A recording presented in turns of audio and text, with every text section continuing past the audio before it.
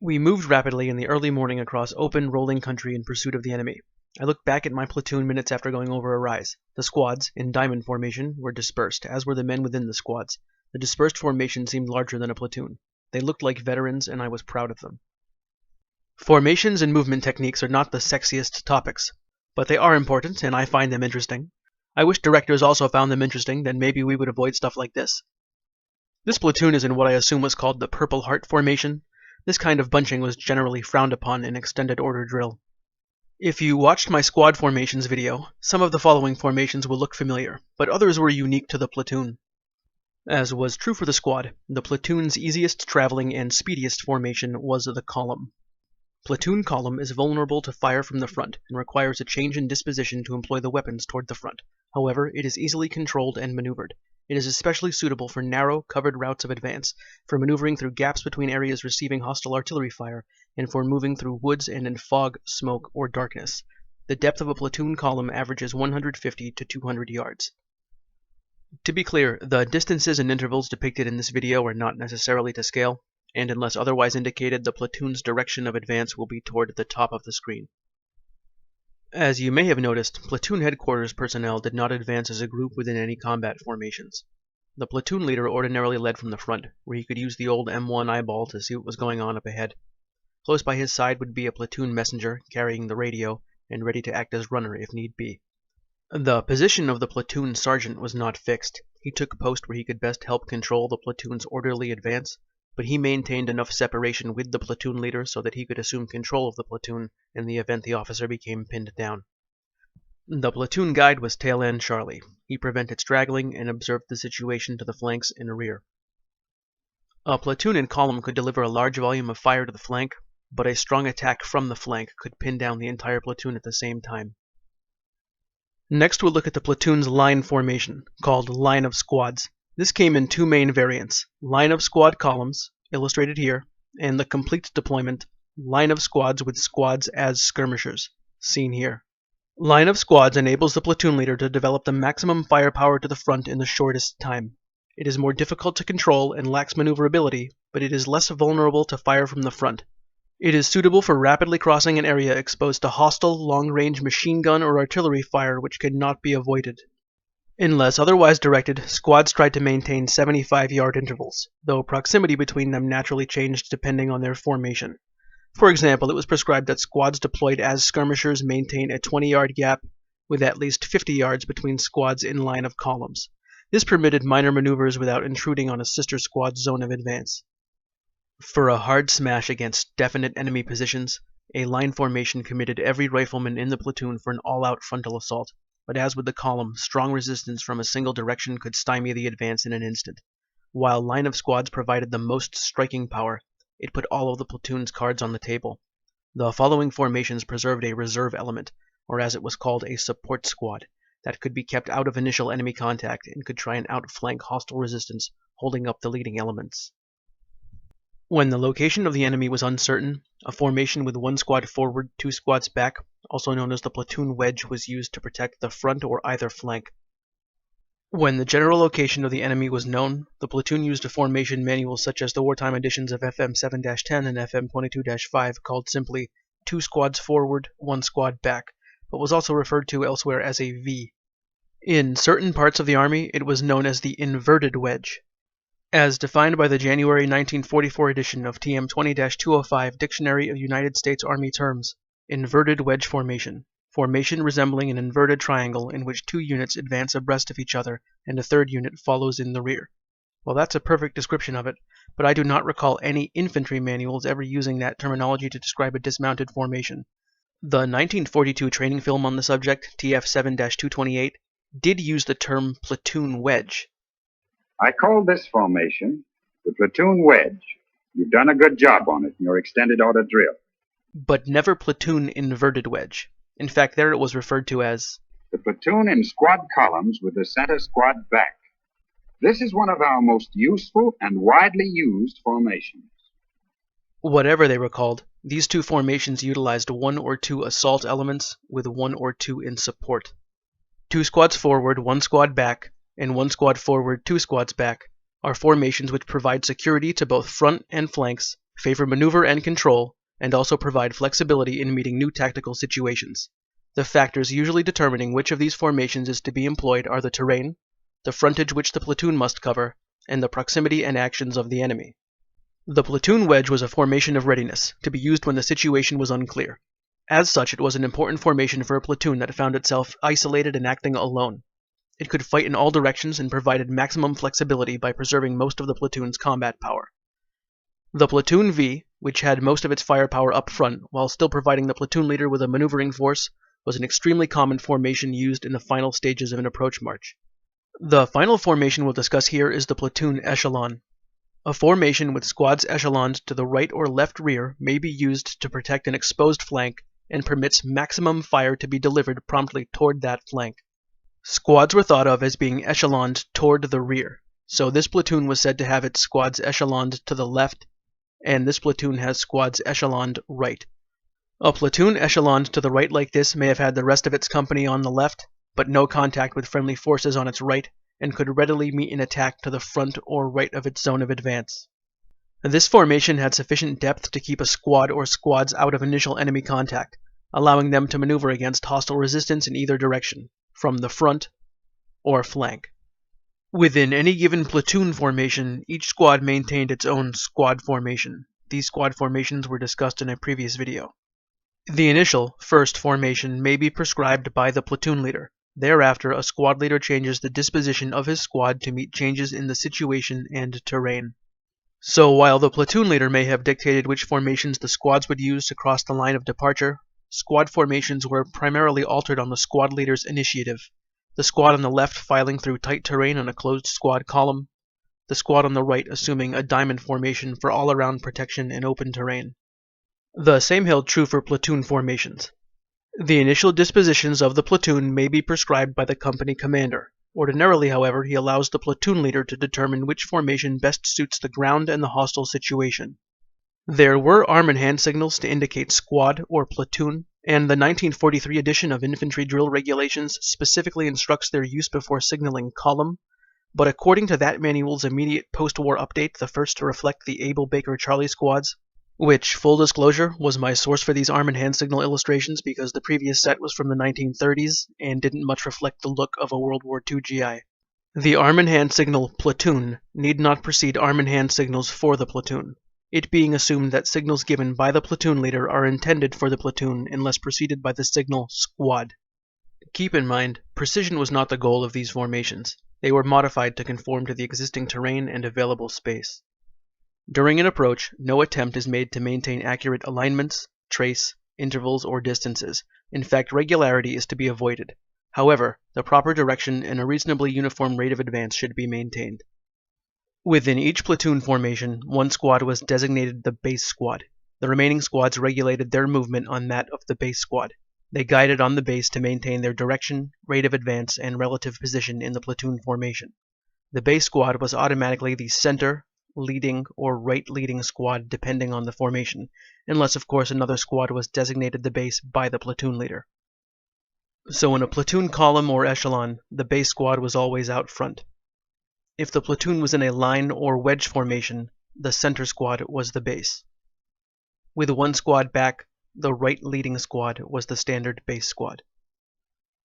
There were of course prescribed ways to transition between each formation, too many to illustrate them all here, but most were designed to keep base duty with the same squad where possible. As an example, switching from a platoon column to a platoon wedge, and then to a line of squads, in this sequence the same squad remained the base squad. Other transitions necessitated that base duty change hands. This happened once the new formation was fully assumed. For example, in switching from 2 squads back to 2 squads forward, the flank squads advanced beyond the base. The center squad remained the base squad until the V was fully formed, at which point the duty of base shifted to the right leading squad. Again, it could just as easily have been the left leading squad if designated by the platoon leader to better meet the terrain or situation, but the right leading squad was to assume that responsibility in absence of orders to the contrary. Squads that needed to move to gain a new position in a formation did so by moving forward or laterally. They would only move toward the rear if it was necessary. No matter its formation, which by their very nature provided a degree of security, a platoon sent out additional small security elements. A commander may be excused for being defeated, but never for being surprised. It is the duty of all units in all situations of campaign and combat to provide at all times for their own security. This responsibility exists whenever measures may be taken by higher commanders. Effective measures of security ensure freedom of action to the commander. The platoon's advance was screened both by scouts and flank security, and rear security if needed. The platoon leader varies the size and disposition of security elements according to the enemy situation and the ground. Security patrols watch the leader of the nearest squad for signals. If a platoon's flank was covered by friendly units, these security elements acted as connecting groups, ensuring contact between them. This platoon was known as an interior platoon. If a platoon was out of contact with a unit on its flank, or that flank was not covered by the fire of another unit, it was said to be exposed and may have been required to furnish a larger security patrol. If a flank is very exposed, it should be covered by a flank protection group of 4 to 6 men for a platoon. The group moves abreast or a little in rear of the front of the platoon at an interval appropriate to the terrain and the situation, from as little as 40 or 50 yards in a dense wood or in a fog, to as much as 400 yards in open terrain and good light. It gives warning of and fires upon any enemy who approaches the flank. Connecting groups or flank protection groups may march parallel to the flank, or proceed by bounds from one observation position to another. If the flank of the company was very exposed, and a larger squad-sized flank combat patrol was required, it would be supplied by a support platoon so as not to cannibalize the assaulting echelon too much. Some training material assigned specific squads in a formation designated flanks to secure. Others recommended pulling all security elements from the same support squad. This allowed the platoon to maintain the integrity of 2 squads while leaving the platoon leader at least a half squad to use as a maneuvering element. Security was just as essential to the individual rifle squads. By World War II standards, U.S. platoons were lavishly equipped with radios, in that they all had one, but there were no radios at the squad level, so the maintenance of visual contact within the platoon was stressed. Taking another look at the squad on the left that filed through cover in a closed squad column, it needed to send out its own security, both on the left in this instance to maintain contact with the platoon's flank security, and on the right to maintain contact with the base squad. Before passing through any danger areas, this squad would have been preceded by its scouts. As your unit moves forward to the attack, scouts precede it and keep the proper direction for it to follow. They investigate danger areas before the unit crosses them and select locations where it will be protected from enemy fire. Scouts usually work in pairs, with each scout having the utmost confidence in the ability of his fellow scout. Train with your partner and make a buddy of him so that each of you know what the other will do under any circumstances. The Rifle Squad Scouts, or Able Teams as they were known in the late war Able-Baker-Charlie system, were the platoon's standard forward security elements. The platoon leader employs one or more of the scout pairs of his platoon as a covering detachment or advance guard in front of the platoon. They operate under his immediate control, each pair working as a team. Their function is that of an advance guard in an exposed situation to provide for the safe and as far as possible uninterrupted advance of the platoon. The number of scouts out depended on the situation and terrain, the frontage the platoon was to cover. A leading platoon in a daylight approach march could have been given a zone of reconnaissance 300 yards or more in width. Sometimes 2 scouts furnished by the base squad were sufficient, other times the platoon was preceded by all 6 of its scouts. The platoon leader controls his scouts, and the scouts communicate with him by arm and hand signals as far as possible. The signals commonly used by scouts are halt, meaning the platoon should not advance beyond this point until we have reconnoitered. Forward, meaning it is safe to proceed. Double time, meaning dangerous ground to be crossed rapidly, pointing to the danger spot. Enemy in sight, etc. Speaking of danger areas, such places are localities combining a good field of fire at suitable range with good observation and concealment or protection or both, such as edges of woods, ridges, knolls, thickets, hedges, buildings. If the locality affords opportunity for oblique or flanking fire, it is particularly dangerous, and even a very little cover may conceal a machine gun capable of delivering effective fire at greater ranges than rifle troops. The platoon should not approach within effective range of such points until they are reconnoitered by the scouts. If because of its distance or for other reason the scouts are unable to reconnoiter a danger point, they signal double time and point to the locality in question. There were standard procedures for scouting various types of danger areas. For example, scouts leaving and approaching a wood line. Scouts do not advance beyond the edge of a woods until they receive orders to from their leader. The leader comes up near the edge of the trees, looks over the situation, then gives orders assigning the direction of march to the scouts. In leaving a woods, scouts should reconnoiter the next potential danger area in the zone of advance before the squad advances from the cover of the trees. The first scout moves into the open while the second scout covers his advance from a firing position in the edge of the woods. If the leading scout finds no sign of the enemy and does not draw hostile fire, the second scout follows him at a distance. When scouts reach woods, one scout of each pair reconnoiters within the woods for a short distance while the other covers his movement. As soon as the leading scout determines the edge of the woods is free of the enemy, he returns within view and signals forward. The second scout repeats this signal to the platoon leader. Both scouts then enter the woods and maintain observation toward the enemy until the platoon comes up. Just as scouts kept their squad and platoon leaders out of trouble, it was up to those leaders to carefully observe the area to be scouted before marching their point men straight into an enemy killing zone. One day, my platoon leader and I were searching a woods about 50 yards across an open field for a moment before sending out scouts when we noticed a Jerry moving around. The platoon leader fired at him, and within a few minutes a fierce firefight was in progress. What had looked like just another wooded area proved to be a line of Kraut machine guns and riflemen. Our observation had undoubtedly saved the lives of 2 scouts. When the platoon advanced with its scouts out, it utilized various movement techniques. This movement may be regulated in 3 different ways, depending upon the imminence of contact with the enemy. The platoon leader may direct the platoon scouts to precede the platoon at mid-range, 400 to 600 yards, while he follows behind the scouts. This method permits the platoon to advance rapidly without being exposed to enemy small arms fire within mid-range. It is appropriate for an advance over terrain lacking suitable march objectives, for example, over level, open terrain.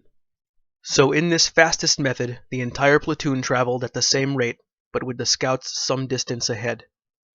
The distance of the scouts in front of the platoon is regulated by the platoon leader. It varies continually according to the terrain and the enemy situation. At one moment they may be 500 yards or even more in advance. A little later they may be with their respective squads. They must never be so far ahead as to be out of communication with and beyond the control of the platoon leader. The screen of scouts covers the front of the platoon at wide and irregular intervals. As each pair works as a team, they should generally be within easy speaking distance and always within sight of each other. Except when one scout goes forward while the other remains behind, the distance between them will vary from about 10 to 30 yards. Many U.S. units had their baptism of fire in the cramped quarters of the hedgerows of Normandy. The heavy compartmentalization of the Norman bocage necessitated a crash course in new tactics designed to overcome that unique operational environment. That'll be a whole other video. But once things opened up at the end of the summer during Operation Cobra, these rifle units had to relearn some of the fundamentals of their original training for a more traditional approach march. After fighting in the hedgerows, our units back in open country did not appreciate at first that the enemy could, by long-range fire, catch the entire unit with one burst. Now it is necessary to have scouts and flankers well out. In one action, the Germans let the scouts get within 50 yards before firing. As the platoon was too close, it was pinned down while still in column and could not develop enough firepower to engage the enemy. If we had not had tanks present, the casualties would have been heavy. When contact was imminent and there were immediate march objectives that could be traversed in a series of bounds, the platoon leader may hold the platoon under cover and await the reconnaissance of the assigned march objective by the platoon scouts. When the scouts signal forward, the platoon leader advances the platoon to the line of scouts and again sends the scouts forward to the next objective. This method affords the best security, but is the slowest and ordinarily least desirable of the 3 methods. In this way, the remainder of the platoon could cover the scouts as they searched each successive objective, the support squad always a bound behind. The 3rd method was a fusion of the previous 2. The platoon may be held under cover while the scouts are sent forward to the next objective with the platoon leader following close behind. When the scouts have reconnoitered the objective, the platoon leader by signal sends them forward to the next objective and signals the platoon to come forward. In this method, the platoon still moved by bounds from one march objective to the next, but the scouts always maintained their distance one march objective ahead. It was more secure than the first method, and quicker than moving by successive bounds in the most cautious accordion or inchworm fashion, but the manual notes, this method requires long and careful training to attain the desired speed and proficiency. So, who were these scouts? Some gravitated toward the role because they either had a talent for it, or they simply trusted themselves more than anyone else to keep their squad or platoon out of trouble, or their squad leader trusted them more than anyone else. It may have been tempting for a squad leader to put the new guys on point, but that could lead to disaster for the entire platoon when it was marched into an ambush by a green replacement who was nervous in the service. The Army's preference was for the role to be given to soldiers who specialized in scouting. The Soldier's Handbook states, "The scout is a soldier whose duty it is to see what the enemy is doing without being seen, and to hear the enemy without being heard. The scout must be intelligent, have a strong body, great endurance, keen eyesight, delicate hearing, and an excellent memory. A trained scout will be able to see and hear things that the average soldier does not. It was understood that most inductees hadn't entered the service as natural scouts. In 1943, the Infantry Journal produced a booklet on scouting that began with the ever-inspirational foreword. Dan Boone and Buffalo Bill are dead. It would be comforting to say we have inherited their scouting skill, but all they left us is a legend. Long ago, America laid aside fringed buckskins and bowie knives for other, more indoor clothing. Neon signs blinded our eyes to darkness, and radio dulled our ears. Most of us are now more at home on paved streets than on jungled trails. We'd rather stand up on our 2 feet than flatten out on our bellies in the dirt. But never forget that a scout is not a man with a book in his pocket. He is a soldier with steel in his muscles, rods in his eyes, brains in his head, and iron in his heart. A couple of lieutenants who appreciated skilled scouts wrote into the Infantry Journal in the summer of 1944 to advocate for a rating increase to the rifle platoon scouts, who were and remained privates or privates first class. Any man who has seen even 10 minutes of combat doesn't have to be reminded that his life and the combat efficiency of the platoon often rest upon the shoulders of the scout. Not every soldier by any means makes a good scout. In fact, there are only a select few who qualify as top men in this battle position. If the government can afford to give a rating to a male orderly, just for comparison, then they surely can afford this too. Men's lives are dependent upon the intelligence and ability of the scouts to cope with the many combat situations as they arise. A replacement in the 26th Infantry Division recalled some GIs taking a liking to scouting because they were loners. What Arch did was make Doug Kelleher, Burn Keaton, and me the squad's BAR team, the 3-man Browning automatic rifle unit. This happened almost as soon as we detrained, just minutes after we had been assigned to the 3rd Platoon, and it did not thrill us. Roger Johnson and Paul Willis, relieved of the BAR by Arch's masterstroke, became our scouts. They both seemed comfortable in the job. As scouts, they were always up front, a touch away from everybody else. A job for the human shy, which they both were. Johnson, in fact, was so taciturn that he was often speechless, literally without words. A Green Mountain boy from Vermont who spoke perhaps half a dozen sentences a day. Francis Catanzaro, who served in the 41st Infantry Division, was taken aback by his own selection as a scout during the New Guinea campaign. My new squad leader, a soft-spoken man from Bend, immediately informed me that I would be the 2nd scout for the squad. This news surprised me because I remembered being told during basic training that only the most experienced and most able men would be chosen to be scouts. I did not think I met either qualification. Nevertheless, I served as 2nd scout during the remainder of the battle for Biak. And for everyone in the comments asking about submachine guns when I mentioned they were organizational weapons, Mr. Catanzaro remembered one solution from his company. Rifle platoons had 3 12-man squads. In addition to the squad leader and his assistant, each squad was made up of 2 scouts, a BAR team, and 5 riflemen.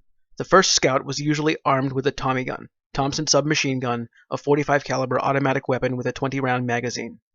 As scouts were liable to poke their heads through some foliage and bump helmets with enemy troops, it's easy to see how some short-range, full auto could benefit them more than the high-powered accuracy of a rifle. Scouting was demanding work. The scouts advance continuously and boldly, moving at a walk or by bounds at a run.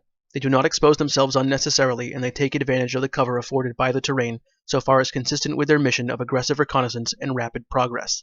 But occasional glimpses of advancing scouts will make the enemy uneasy and may cause him to open fire prematurely, thus possibly disclosing his positions. It is most desirable that the scouts should draw enemy fire, which is the sure indication of his presence. They continue their advance until they find the enemy in position or are checked by his fire.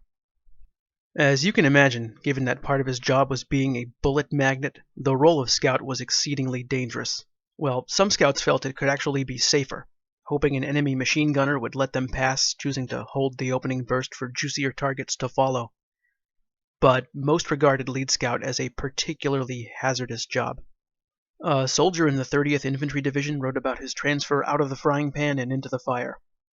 I was just as happy to have someone besides me have the BAR team assignment because of that extra heavy ammunition to carry. But this time my assignment was one that was even less sought after.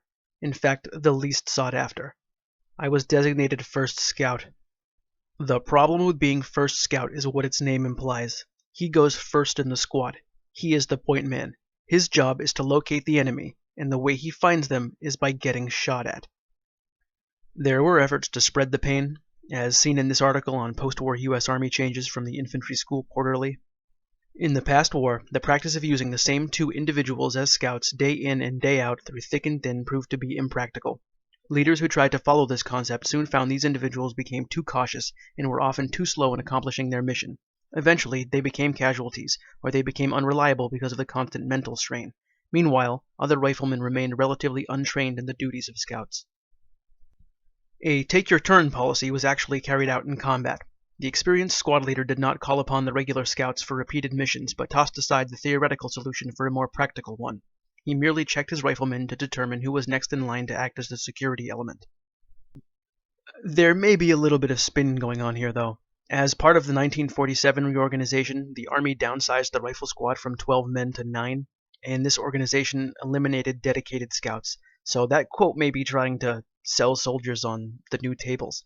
As you've seen from my other quotes, many units who saw plenty of combat seem to have done it by the book. In fact, one of those books warned. Although all soldiers should be able to act as scouts, some are better suited than others for this work. Men selected to be scouts should be reliable, persevering, intelligent, patient, and should be able to read and write clearly. They should be physically and mentally hard, have unimpaired vision and hearing, and be able to swim. Scouts must be resourceful and possess courage and initiative. They must be good shots and good close-in fighters. Men with hay fever, night blindness, and impaired sense of smell should not be given duty as scouts, for they will betray their own and others' presence. But some units did rotate scouts in an equitable fashion. For instance, I can tell you it was done in 1st Platoon, Love Company, 14th Infantry Regiment of the 71st Infantry Division, because Captain William B. White mentioned it while recounting his experience as a rifle platoon leader. And as a bonus, he describes a classic Platoon V, thus reinforcing what we've already covered. Moving away from the river, the platoon gained enough depth to use the formation which it generally adopted during its pursuit operations across Germany. This formation was 2 squads on line with each squad in a loose diamond. Each squad had its scouts out to the general front as far as the situation dictated. It might be stated here that the squad leaders rotated their personnel in the position of scouts. The platoon leader was between the 2 squads, usually on line with the head of the diamonds or farther up. The platoon runner, who also operated the platoon leader's SCR 536, was in the near vicinity of the platoon leader. The platoon sergeant was normally near the support squad, where he could supervise the employment of that squad and where he would not be pinned down by the same fire directed on the leading personnel. The platoon guide and the attached aid man followed the rear of the support squad. So I can't tell you exactly how your old Uncle Frank's outfit did it. Some units had dedicated scouts, while others rotated the duty. There were also some units that found traditional scout pairs inadequate, as they often lacked the firepower to neutralize resistance when encountered, and these units elected to screen their platoon's advances with slightly larger point security elements. A second lieutenant fighting with the 133rd Infantry Regiment in Italy reported, "It has been my experience that in the type of action encountered in the last phase, i.e. a delaying action by a small body or by a lone sniper, that 2 scouts are not sufficient. I used from 3 to 5 men as an advance patrol, picked for their coolness and aggressiveness, in practically every advance made by my platoon. If the customary 2 scouts had been used, it would not have been possible to build up sufficient firepower without deploying the platoon and losing valuable time." This method of providing a point patrol with a bit more punch was also adopted in the Pacific, as attested in a report from the 24th Corps on Okinawa, which stated, "A prevalent system is sending out half squads with a BAR as scouts. Once scouts contacted the enemy or were checked by their fire, it was time for a new video, which means this video has reached the end."